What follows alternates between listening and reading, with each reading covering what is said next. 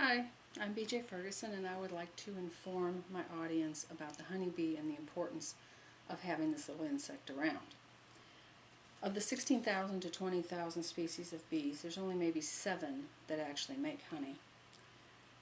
The one most thought of is the Apis mellifera, which is known as the western bee, and its origins actually come from the Mediterranean. And the Spaniards who brought it here actually called the honey liquid gold. The honeybee lives in a mutual, cooperative, and social colony. According to the National Geographic Society, there is a division of labor within the colony, and this is the only insect to supply humans with food. It is responsible for 80% of all pollination, which indicates how important it is. What would we do without this little honeybee right here? And this is what he's going to look like when he's in his little hive. Now that's just a small one. That's not very many, but that gives you an idea of what that looks like when they're all in there. There's a distinction between bees. They're not all the same. Honeybees are totally different from anything like wasps or hornets, yellow jackets, bumblebees, even though they do make some honey, and carpenter bees. They also contribute a lot of different things. Here is a picture of them in their homes, in their boxes, their hives, which would be, you would see these in like the apple orchards around here, and that would be them pollinating.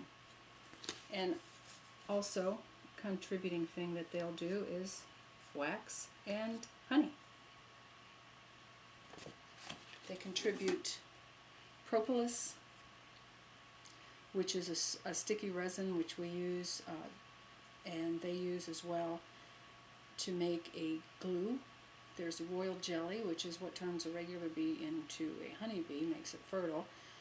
That actually is something else humans will use as well. Bee venom, which is used in therapy and health industry. There's a queen bee. She lays up to 2,000 eggs a day. And here we can see that she's the biggest one right on top there. And then underneath her is the worker bee, and underneath her is the drone. Now let's say something a little bit about the worker bees, because they really are the worker bees. They do all of the work. There's 20,000 to 30,000 of them in the winter, and 60 to 80,000 in the summer. And they will do everything. They will do all the chores of that hive. They will do the guarding of it. They will be the grocers. They'll forage. They construction work. They're housekeepers, and they're nursemaids, and they're even undertakers.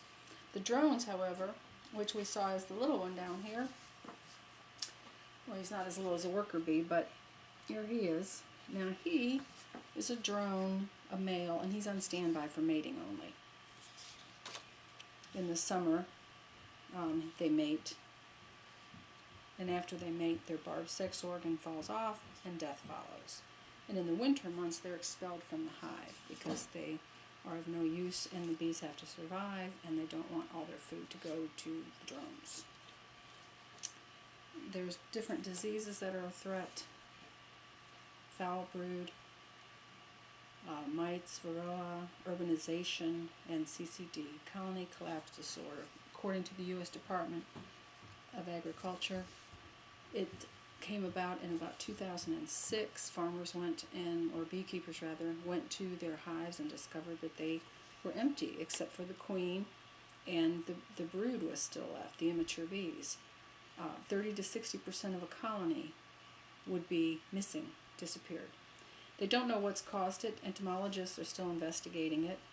And there's, like I said, the U.S. Department of Agriculture says there's pesticides may be part of it, new parasites are a possibility, other stressors.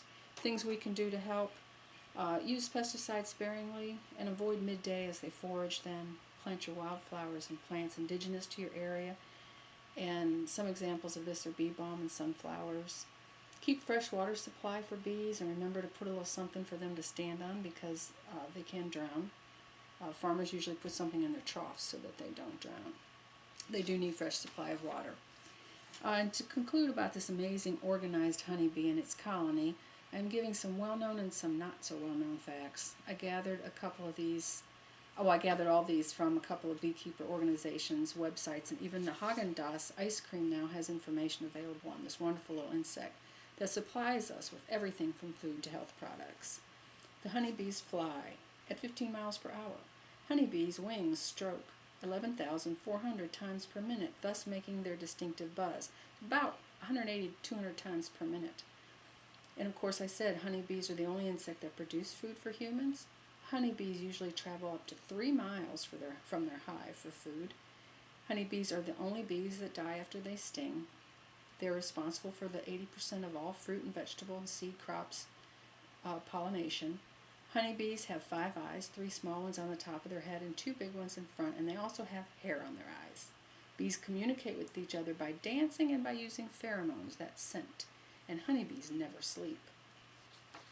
The honeybee's dance is extremely interesting, and I'm going to sum it up by letting you know how important and how distinct and unique these creatures are. They forage, the worker bees do, and they come back, and they have pollen and nectar on them, and they perform this elaborate dance in the comb in front of all these other bees. They do a figure 8. They make a waggle down the middle, and they turn to the right. They make a waggle down the middle again, and they turn to the left. And when they do this, this gives the angle of the hive to the pollen or the nectar source, and the sun is the angle that they're using. So they know how far to go, the distance. And that is according to the Michigan Entomological Society. So the next time you see any of these little bees buzzing around, give them a thank with a little tail wag of your own. Thank you.